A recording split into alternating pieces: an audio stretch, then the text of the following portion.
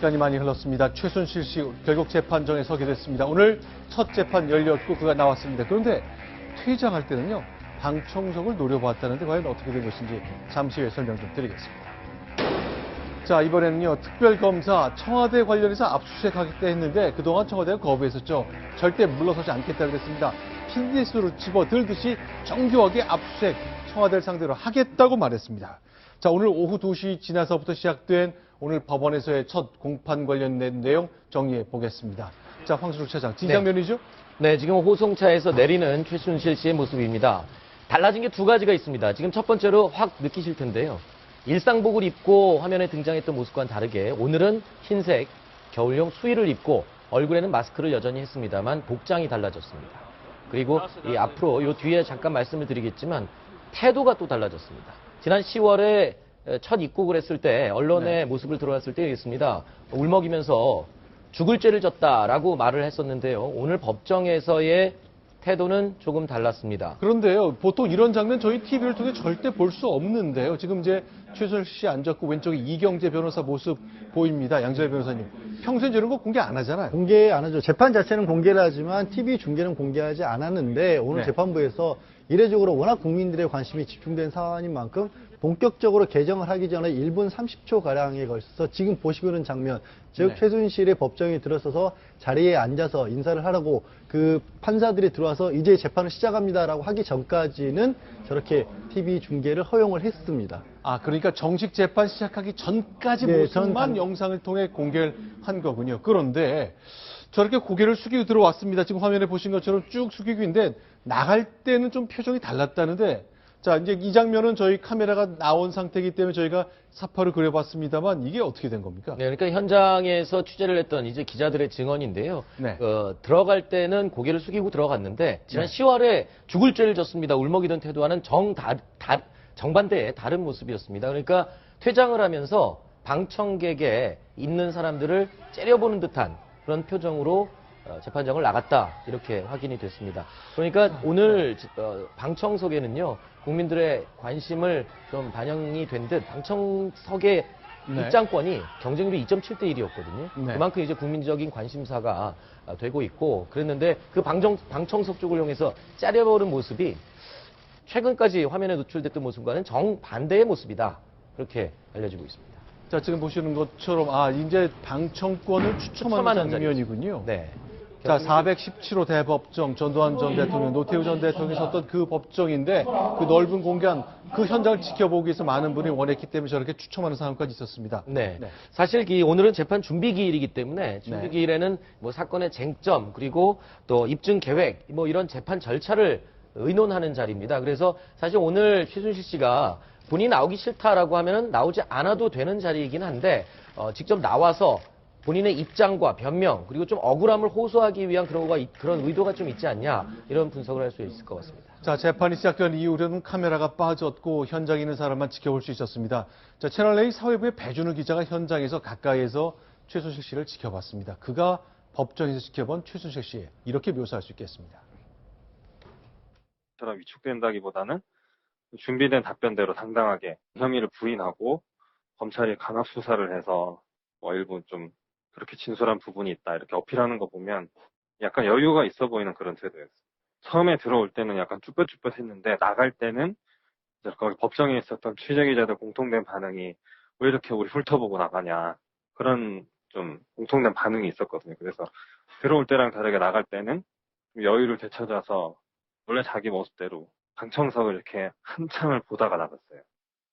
재판 진행 상황이나 그런 검찰이랑 변호인 측에서 이렇게 주고받는 과정에서 뭔가 앞으로 재판에서 자신이 있다?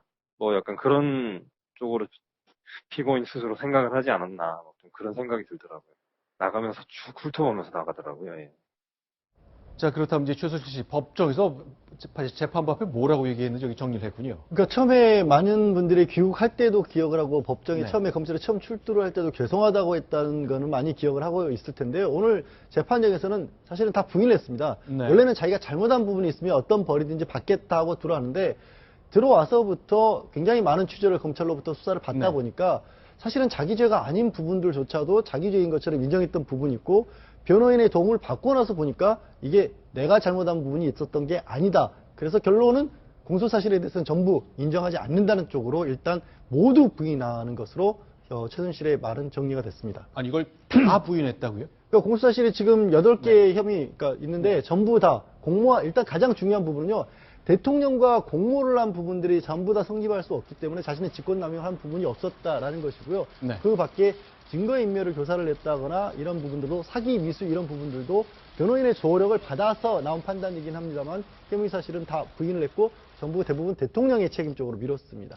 그때 죄가 있으면 달게 받겠다, 죽을 죄를 졌다라고 말을 당시만 해도 지금 점점 정황이 밝혀지고 있습니다만 이 말 맞추기를 하거나 어떤 증거를 인멸하려는 시도가 있었던 게 내용이 나오고 있지 않습니까? 그런데 이번에 와서는 이렇게 입장이 바뀌었습니다. 그때는 녹취 파일이 공개가 안 됐을 때고 청문회에서 이제 녹취 파일이 공개되고 나니까 네. 이제 입장이 많이 달라졌겠죠. 이 당시에는 이 지금 말씀하신 공소장에 적시된 11개 범죄 사실 가운데 8개가 이제 대통령과 연관된 그런 범죄 사실로 적시가 되어 있는데 내부 고발자에 의해서 공소장이 작성이 됐다. 그래서 국정농단을 했다고 본인이 매도를 당하고 있다라고 억울함을 호소하고 있고요. 그리고 심지어는 이 국정 운영에 관여를 했다면 자기가 네. 뭐 1천만 유권자를 그럼 우롱한 거 아니냐 이러면서 네. 억울함을 호소를 하고 있습니다. 네.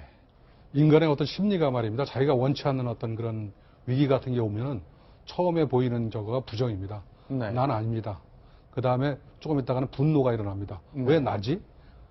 그 다음에 세 번째는 이거 할 수 없는 것 같네 하고 수용의 단계로 넘어가고 그 다음에 수용에서 다음에는 이 단계 분위기를 빠져나가기 위해서는 어떻게 해야 되지 하고 연구하는 단계로 갑니다. 그러니까 제가 볼 때는 뭐 배준호 기자나 우리 네. 양변이 잘 얘기했듯이 네. 처음에는 너무 엄청난 그런 어떤 뭐 비난이라든가 네. 이런 것들이 쏠려올 때 부정과 분노를 했다가 이제 뭐 차분히 차분하다는 표현은 좀 어폐가 있습니다만은 어쨌든 변호인의 조력을 받아가면서 어떤 것은 부인하면 받아들이겠다. 어떤 네. 것은 인정할 수밖에 없다. 이런 부분에 대해서 나름대로 상당히 연구하는 단계까지 가 있는 것이 아닌가. 그것이 오히려 거꾸로 네. 심리적 어떤 약간의 안정 그런 것을 가져온 게 아닌가 하는 느낌을 들었습니다. 자, 일단 처음에 이 전체 다 대부분을 부인해야 한다고 했을 때 저희가 들었던 생각은 혹시 이게 탄핵하고 연결되기 때문에 이렇게 부인을 해주는 게 대통령 탄핵에 도움이 될까 싶었습니다만 안종범 전 수석이나 정호성 전 비서관은 일단 대체로 인정하고 있네요. 네, 다 인정하고 있었어요. 네. 저는요, 최순실도 결국 네. 본인 책임이 아니다. 며칠 전에 뭐 우리 채널A가 또 단독 보도했습니다만 네. 이게 다 대통령 책임이다. 그런 거 아니겠습니까? 네. 자기가 대통령하고 지근거리에 있다 보니까 또 득본 것도 있다. 그리고 선의로 대통령께서도 뭐 재단 만들 때 선의로 만드셨다고 그러지 않았어요? 네. 그러니까 최순실 본인도 선의로 대통령의 국정수행에 조그만한 보탬이 될까봐 선의로 조언도 해주고 했는데 대통령이 그거를 채택한 거지 나는 그냥 선의로 조언을 해줬을 뿐이다. 그 책임은 대통령에게 있다예요. 네. 그리고 정호성 씨도 마찬가지잖아요. 네. 정호성 씨는 지금 공무상 기밀 누설, 네. 문건 유출 아닙니까? 네. 그 대통령 지시를 받고 했다는 거고 안종범 전 수석도 대통령 지시를 받고 했다는 거예요. 그러니까 저 대통령의 핵심 참모 저 세 사람들이요. 네. 본인이 살기 위해서 뭔가 책임을 대통령에게 미루는 네. 그러니까 저 동맹관계가 완전히 파산해버린 상태라고 봐야 되겠죠. 네. 이제 공모의 의미가 보통은 공모라고 하면 세 명이 공모를 했다면 셋이 머리를 다 맞대고 같이 뭔가를 생각해서 짜야 공모라고 할 수가 그렇게 생각하기 마련인데 근데 법적으로 공모는 연쇄 공모라는 게 가능한 거거든요. 네. 최순실은 박근혜 대통령에게만 어떤 얘기를 하고 대통령은 안종범에게만 수사를 했더라도 이런 식으로도 공모 관계가 성립할 수 있는 건데 지금 최순실은 그런 식의 공모 관계조차도 아니고 그냥 자기는 대통령에게 조언만 했을 뿐이다 네. 라고 하는 이유는 뭐냐면 아직까지는 대통령에 대한 직접적인 수사가 없기 때문에 그 연결고리를 검찰이 명확하게 가지고 있지 않을 것이다. 그게 가장 현재까지로 공소사실에서 약점이라고 보기 때문에 모든 걸 일단 대통령에게 미루고 보는 겁니다. 네. 자, 오늘 이제 공개된 거 공소장 보니까 직업을 임대업이라고 썼군요. 부동산 임대업을 뜻하는 것일 것 같고 최태민 씨 때문에 이제 강원도 정선군에 본적을 둔 것으로 보입니다. 자, 그런데 이제 오늘 417호 법정 관련해서 이제 많은 장면 저희가 영상 보여드렸는데 자, 좀 소개를 드리겠습니다. 417호 법정입니다. 자, 전두환 전 대통령, 노태우 전 대통령, 그렇죠. 5.18 특별법 이후에 1995년, 6년 당시 법정에 섰던 그 장면, 바로 저곳에 최순실 씨가 섰습니다. 자, 이제 가장 큰 법정에서 이제 진행이 됐고, 앞으로 그러면 계속 이렇게 재판 시작 전까지는 공개될 가능성이 있습니까? 그거는 법원에서 사실 재판 자체는 원래 이제 형사재판은 공개해서 진행하는 것이 원칙이지만 다만 방송이나 녹화 같은 경우는 재판부의 허가가 있어야 하는 건데 국민적인 관심사를 고려해 봤을 때 최소한 이런 정도의 공개 같은 것들은 앞으로도 이어질 수 있지 않을까라고 생각을 해보고요. 네. 증인신문이나 중요한 사항의 심리 같은 경우에는 대법원도 그렇고 헌법재판소도 그렇고 사실 외국과 같은 경우 법원 자체를 중개하는 것도 있지 않습니까? 네. 조금 더 전향적으로 국민들에게 볼 수 있도록 해주는 것도 저는 한 가지 방안이라고 생각을 합니다. 자, 일단 특별검사는 이제 그동안 이런 사이에 청와대가 압수수색 거부하는 거는 옳지 못하다. 필요하다면 어디든 하겠다라고 얘기하는데 그게 경호실과 의무실인 거죠. 경호실, 의무실, 관저 같은 곳인데 네. 지금 청와대에서는 계속해서 이것이 어떤 군사상 비밀 장소이기도 하고 네. 또 보안이나 기밀 누설의 염려가 있기 때문에 네. 그런 부분을 공개할 수 없다. 네. 구체적으로 형사소송법 조문까지 들어가면서 거부를 하고 있거든요. 네. 거기에 대해서 특검이 지적을 하는 것은 모든 국민들이 지적하는 것처럼 보안 손님이라고 하면서 최순실도 드나들고 성형외과 의사도 드나들었는데 어떻게 네. 이게 보안이냐, 어떻게 기밀이냐라는 그걸 주장을 하면서 뭐를 콕 집어서 얘기하냐면 그렇다면 예를 들어 경호 시스템과 같이 정말로 기밀을 유지해야 하는 곳이 말고 네. 지금 문제가 되고 있는 것처럼 관저, 의무실 내지는 뭐 최순실 같은 경우에는 그 식당 옆에 있는 공간들 같은 걸 이용을 했다라고 증언을 하고 있으니까 네. 그런 부분을 콕 집어서 거기만 보겠다. 거기에 네. 대한 압수수색은 거부할 수 없는 게 아니냐라는 식의 반론을 펴고 있는 상황입니다. 그거 어떻게 보십니까? 자, 청와대 안으로는 한 발짝도 못 들어온다.